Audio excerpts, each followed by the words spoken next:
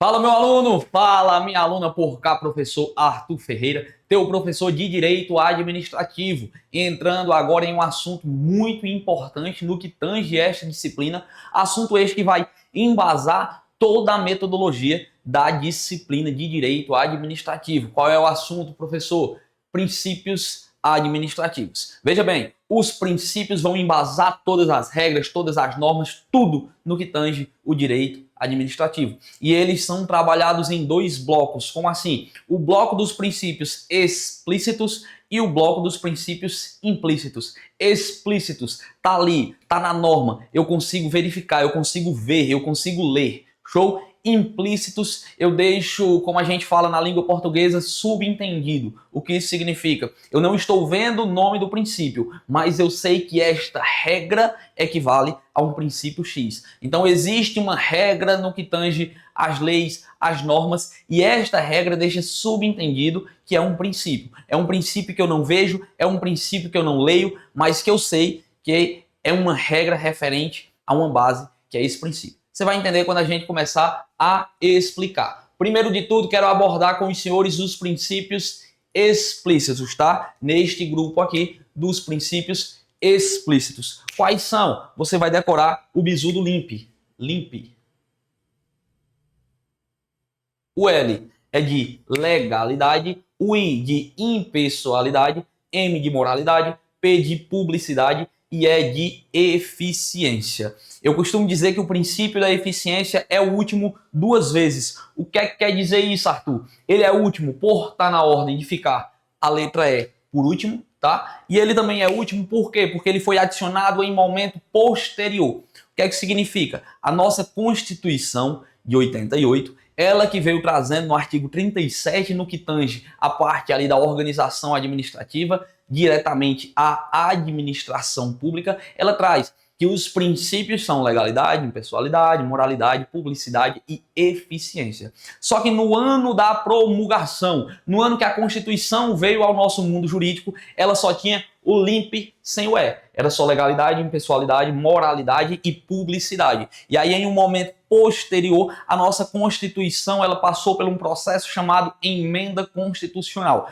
Isto mesmo, a Constituição ela foi emendada, foi remendada, como a gente diz aqui no interior, e foi incluído o princípio da eficiência. Então, presta atenção, antigamente, no período da promulgação da Constituição, melhor dizendo, o princípio da eficiência era um princípio implícito. Hoje, o princípio da eficiência é um princípio explícito, mas ele veio após. Cuidado, se a questão trouxer a informação que a Constituição, desde o seu início, desde o princípio, desde a promulgação, desde que a Constituição surgiu no mundo jurídico, já tinha o princípio da eficiência, negado. Ele era implícito e se tornou explícito em outro momento. Massa? E agora, a partir desse momento, eu começo a tratar de fé e fato com os senhores cada um dos princípios. Aqui, lembrando, trazendo as informações mais importantes de forma resumida e enxuta. Fora isso, você aprimora, você complementa o nosso estudo através do material, que aí sim vai estar um pouco mais completo, abordando outros pontos que não é necessário, venhamos e convenhamos,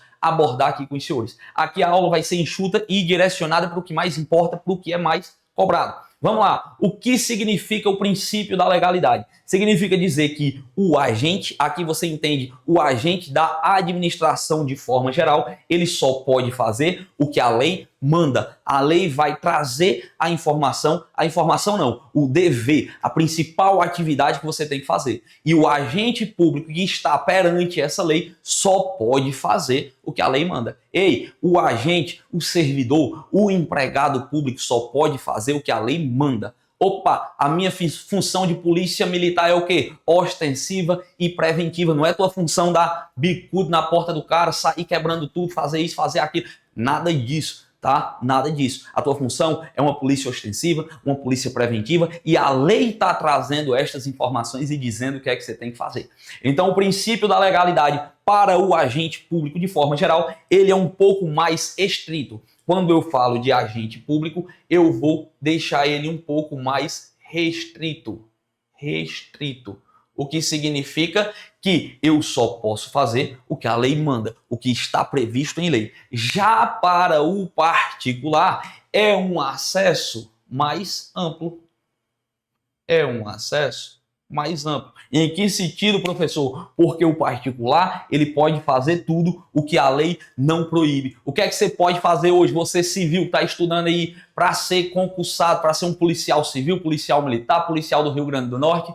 Eu posso fazer tudo. Contanto que não tenha uma lei proibindo esta conduta, eu posso fazer o que eu quiser. Já o servidor não. O servidor vai fazer o que a lei manda. Sentido restrito para o agente, para o servidor. Sentido amplo para o particular, tá massa? Contanto que não seja proibido, tá? Não pode ter uma lei proibida.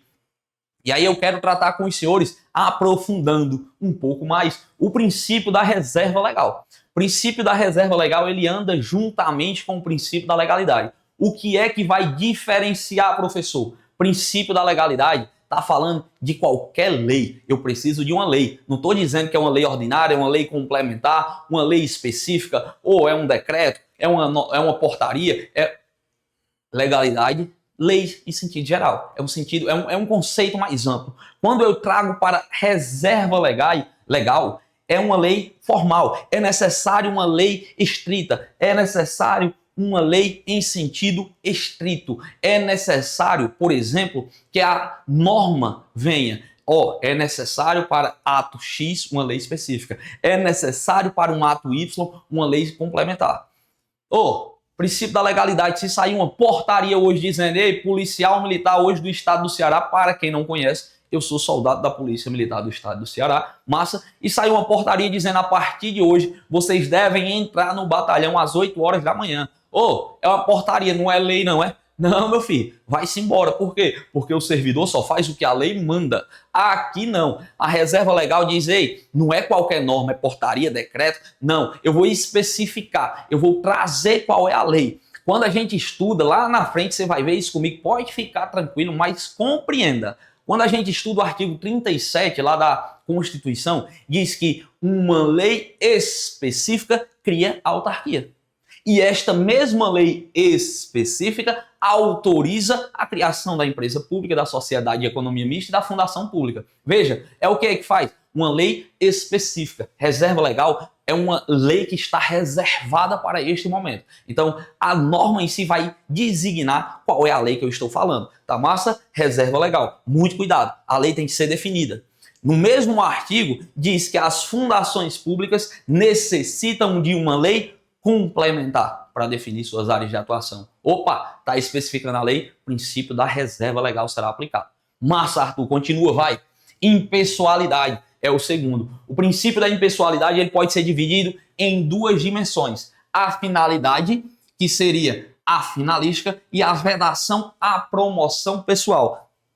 Pelo princípio da impessoalidade, todos os meus atos, eu, servidor público, tem que ser direcionado para o interesse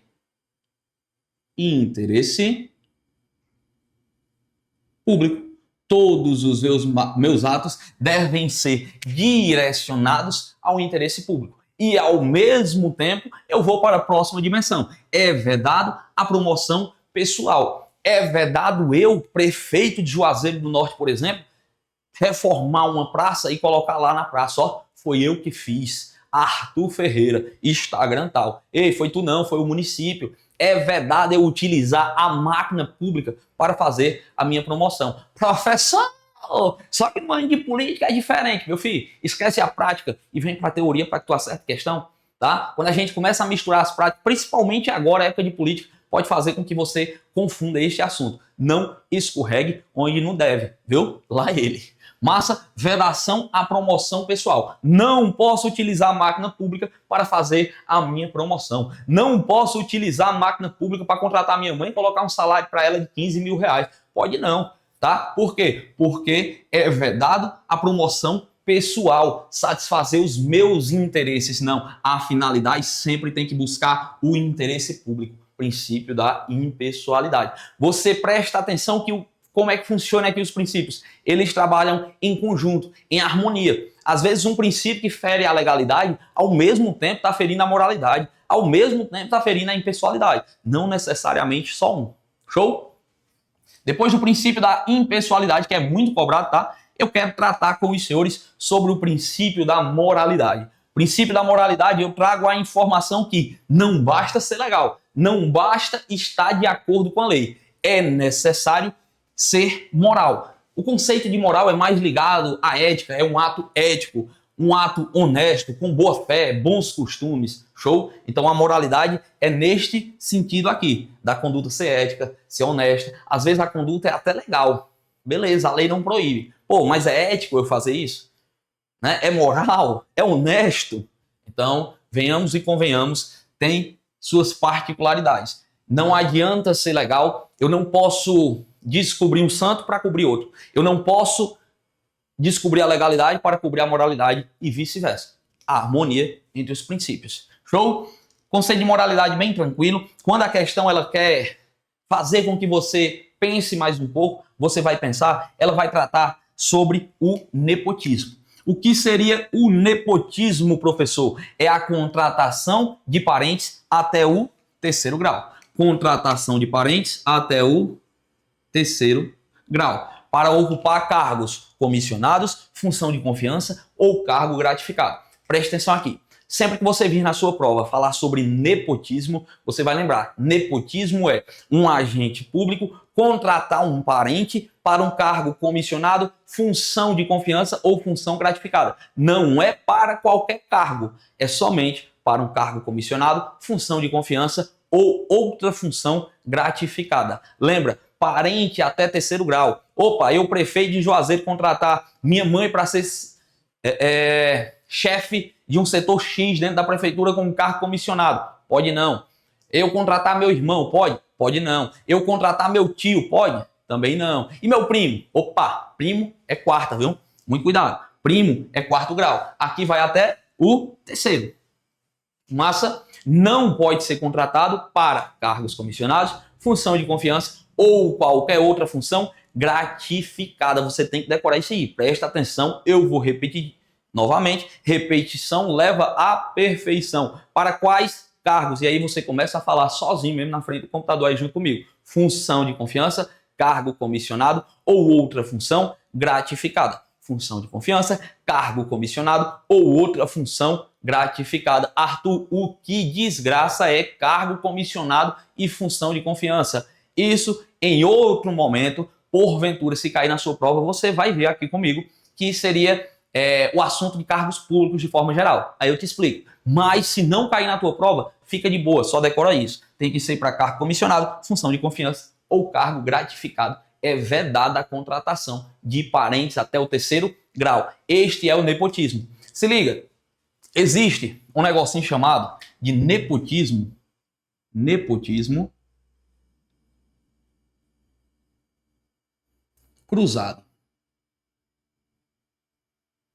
Nepotismo cruzado. O que seria isso? Imagine que eu, prefeito de um município X, não posso contratar a minha esposa para trabalhar comigo numa função gratificada. Francis Gleidson, prefeito do município Y, também está na mesma situação. A gente entra em comum acordo. Ei, Francine, faz o seguinte, contrata a minha esposa aí, que eu contrato a tua aqui e tá tudo certo. Coloca um salário aí de 15 mil reais e acabou. Morreu Maria Preá. E aí, nepotismo cruzado. A própria súmula também, ela veda o nepotismo cruzado, que é este ajuste, tá? Mas, entretanto, contudo, todavia, existe uma exceção ao nepotismo, que não seria necessariamente nepotismo nesse caso, que é o quê? A contratação para um cargo político. Cargo político, exemplo. Secretário.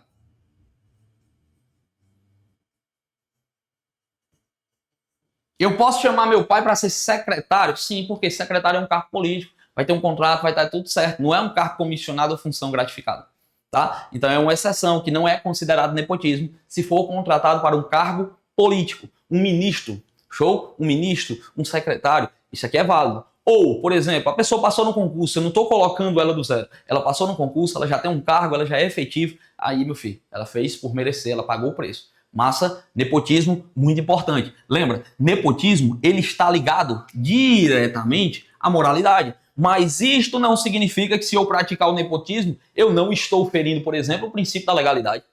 Isto não significa que, ao praticar o nepotismo, eu não estou ferindo a impessoalidade. Estou, pô. Vedação à promoção pessoal. Então, não necessariamente o nepotismo vai estar ligado somente à moralidade.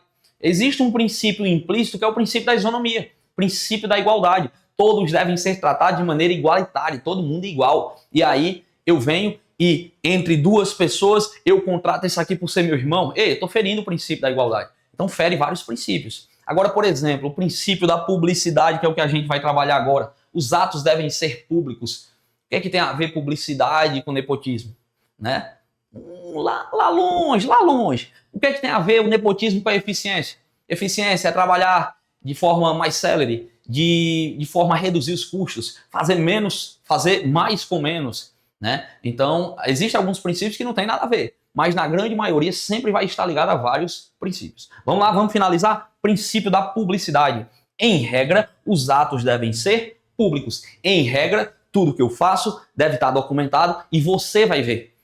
Ah, eu quero contratar uma empresa para reformar a escola X. Você, particular, pode ter acesso ao processo licitatório, pode ter acesso ao contrato, saber quanto que eu estou pagando a esta pessoa.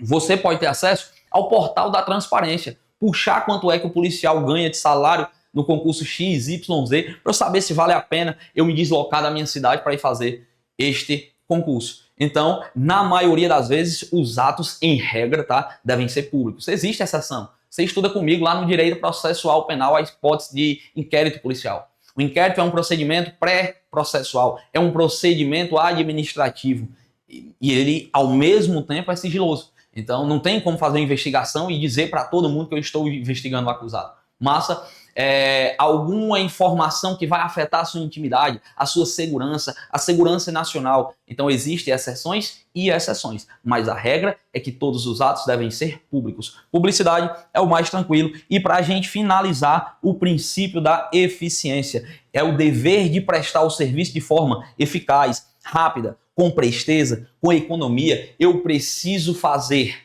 mais com menos. Eu preciso trabalhar valendo com a viatura que na maioria das vezes vai estar ali sem ar-condicionado ou algo do tipo, a depender de que estado eu esteja falando. Mas eu vou ter que fazer, eu vou ter que reduzir os custos. Por quê? Porque ao mesmo tempo que eu tenho que seguir todos os princípios, eu também tenho que ter eficiência, trabalhar de forma eficaz. E muito cuidado, não confunde, tá? O princípio da eficiência é diferente do princípio da eficácia. O princípio da eficácia você vai estudar comigo em atos administrativos. Mas uma coisa não tem nada a ver com outra e você não pode confundir. Show de bola? Aqui nós conseguimos bater a parte de princípios explícitos e na próxima aula a gente vai trabalhar com os senhores os princípios implícitos. Desde já, meu muito obrigado. Te espero na próxima aula para a gente poder dar continuidade. Tamo junto. Valeu. É nóis.